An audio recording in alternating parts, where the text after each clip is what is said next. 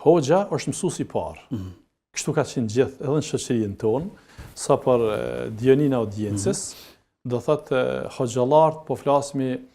që nga shekulli kaluar, sepse ne jemi të vonshëm si popull, po flas si komunitet, jemi të vonshëm në studim, jemi të vonshëm në shkencë, jemi të vonshëm në marrje me dituri, si popull po flas. Ne deri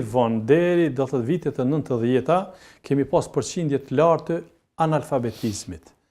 E kështu që hoxhallarët kanë qenë më të shkolluarit gjithmonë në shoqërinë tonë, prandaj dhe ju kanë pri popullit edhe në xhami, po edhe nëpër shkolla. Ne kemi numër të madh të hoxhallarëve, të cilët kanë qenë edhe profesor, edhe arsimtar, edhe mësues nëpër shkolla, sikur që ka qenë të shumtë janë, po këtu po shfrytëzoj rastin për shembull Rahmetliu Sherif Ahmeti, Allahu mëshiroft, hoxha i madh, edhe mësues i madh i cili ka qenë mësues unë me që vi nga komuna e Lipjanit, ka qenë mësues në fshatin Sllovi, ka qenë mësues në fshatrat tona Banull, Gomnasell, prej edhe nga ka ardhur hoxha i nderuar, pastaj ka qenë edhe hoxh dhe ka qenë kryetar i Bashkisë Islame dhe ka qenë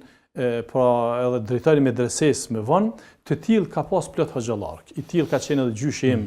pra nga dajt Allahu mëshiroft, i cili një kohë ka shërbyer si mësues, pastaj në punë të ndryshme dhe ka punuar si imam xhamie, kështu kanë qenë hoxhallarët. Dhe të tillë jemi, pra hoxhallarët edhe sot janë të tillë, të cilët pra i prin shoqërisë,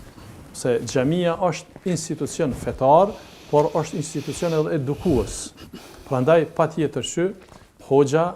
është pra pris duhet të jetë